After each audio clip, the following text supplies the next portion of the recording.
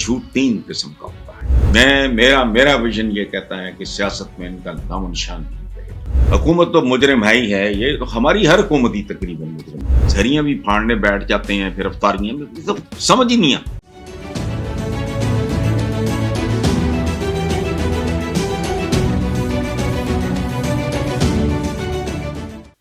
آگے چلیں جی.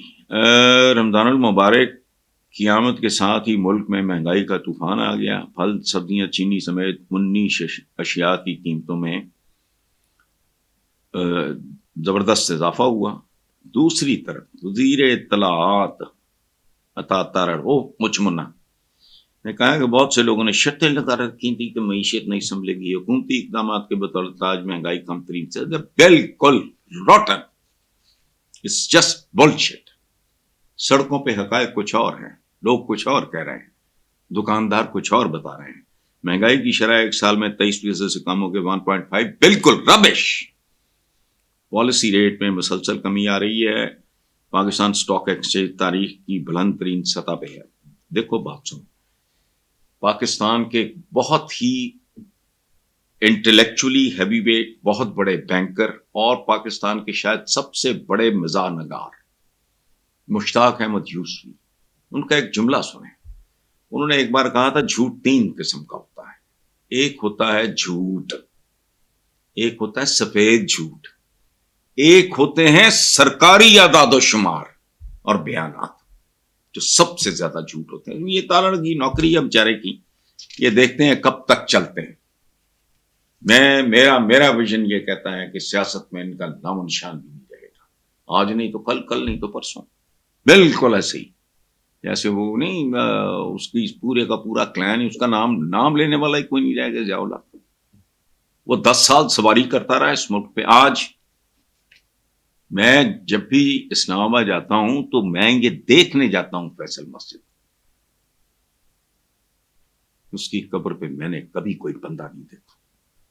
ادھر جس کو قتل کیا گیا, عدالتی قتل تھا, وہ جا کے بھٹو کی قبر پہ. سو یہ فرق ہوتا ہے. یہ تو ہمیں گپاڑی ہیں, لگے ہوئے ہیں بات کرنے. لیکن اس میں ایک بات میں بتاؤں, حکومت تو مجرم ہے ہی ہے, یہ تو ہماری ہر حکومت ہی تقریباً مجرم ہوتی ہے. تقریباً بھی میں ہی کہہ رہا ہوں. مارشل لا جو ایوب خان نے زندگی پیسفل تھی, پرویز مشرف صاحب اللہ غری کی رحمت کری, یہ ہوئے تب میں نے اس ملک میں سکون دیکھا ہے. اس وقت میں خود واز ویری ینگ. تو یہ جو کچھ اس ملک میں ہو رہا ہے, رمضان المبارک کہتے ہیں, مبارک مہینہ فلانا, انہوں نے عذاب بنا دیا ہے لوگوں. اس میں کون؟ اس میں بھی شامل ہوں, آپ بھی شامل. یہ میں نے اپنے پروگرام میں ابھی آدھا گھنٹہ پہلے میں نے ریکارڈنگ کیا عائشہ بخت کے پروگرام میں, اسٹریٹ ٹاک میں نے یہی بات کی. ہمارے ہاں کوئی عجیب و غریب مسئلہ ہے. ایک تو وہ لوگ ہیں جو مہنگائی سے متاثر نہیں ہوتے, وہ بھی شامل ہے. پوری قوم ذمہ دار, جو افورڈ کر سکتا ہے وہ بھی ذمہ دار ہے. وجہ کیا؟ ہمارا جو لوور مڈل کلاس ہے اس کو چھوڑے, غریب ترین آدمی پتہ نہیں کیا چٹورا پن آ جاتا ہے. چاٹیں بھی ہیں, نگٹس بھی ہیں, شربت بھی بنانے ہیں. یہ رمضان المبارک کی روح کے خلاف ہے. ٹھونسنا اور پھر کئی قسم کی اپنی اوقات سے بڑھ. اچھا, میرا ذاتی خیال یہ ہے کہ اگر متمول لوگ بھی اس کا بائیکاٹ کریں, چاٹ بھی تو سموسے بھی تو فلانا بھی ٹمکانا بھی, یہ کیا ہے؟ وائی یہ انہیلدی ہے. آپ نے صبح آپ نے افطار کیا ہے, شام کو آپ دوسرا ہے, یہ سارا کچھ تو کیا روزہ ہے؟ وہ یہ روزے کی, رمضان کی روح کے خلاف ہے. اب ہوتا کیا ہے کہ جو لوگ یہ سارا کچھ کمفرٹیبلی افورڈ کر سکتے ہیں, سپلائی اینڈ ڈیمانڈ کی بات ہے. یہ اکنامکس کا ایک بنیادی اصول ہے. جس چیز کی ڈیمانڈ زیادہ ہوگی وہ مہنگی ہوتی جائے گی, اس کی سپلائی مہنگی ہوتی جائے گی. تو اگر پوری قوم, کیا ہے حکم, کیا ہے ہمارے آقا کا کہ مسلمان ایک جسم کی مانند ہے. اگر ایک عضو کو تکلیف ہو تو پورا جسم تکلیف میں. ایسے ہی ہوتا ہے نا جی. پاؤں پہ چوٹ لگے, سر پھٹ گئے, فلانا, پورا جسم. ہم یہ نہیں کرتے,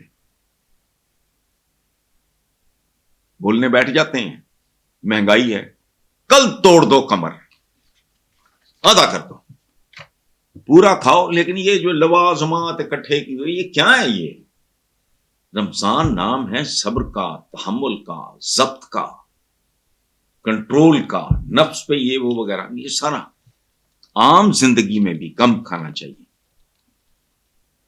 ہم رمضان میں عجیب و غریبی کلچر ہے ہمارا, سہریاں بھی پھاڑنے بیٹھ جاتے ہیں, پھر افطاریاں بھی, تو سمجھ ہی نہیں آتی. یہ رمضان المبارک کی روح کے خلاف ہے. اور یاد رکھیں, سب سے بڑا مجرم وہ ہے جو آسانی سے افورڈ کر سکتا ہے اور اس کی پرواہ کوئی. لمیٹڈ, جیسے یہ ٹائپ ہے پولیٹیکل ورکرز کا, ایک ٹائپ ہے. کچھ ہوتے ہیں سر سے پاؤں تک خوش آمدید, اور وہ کچھ نہیں ہوتے. وہ ہوتے ہیں 98 سے 99% تک. جیسے مثلا مختار رانا تھا, مخلص آدمی تھا ہمارے لال پور کا, وہ بھٹو سے کھل کے اختلاف کرتا تھا. اسی طرح معراج محمد خان, میں ان کا نام بھول رہا تھا, مجھے یاد آ گیا. وہ بالکل آئیڈیل ایک پالیٹیشین تھا, لیکن بھٹو سے بھی اختلاف کرتا تھا, روک کے کرتا تھا. پھر اس نے پی ٹی آئی جوائن کی, معراج محمد خان, عمران سے بھی اختلاف. یہ اس کو غلط انٹرپریٹ کرنا. کبھی آپ کو پورے کیریئر میں یہ جو نون لیگ میگ ہے, یہ اس میں نہیں, یہ کلچر بالکل اب اینڈ پہ آ کے 40-45 سال بربادی کے بعد شاید خاقان عباسی یا وہ جو ہیں کراچی کے جو وزیر خزانہ بھی رہے ہیں, میری اب یادداشت, یہ 3-4-5 لوگ جو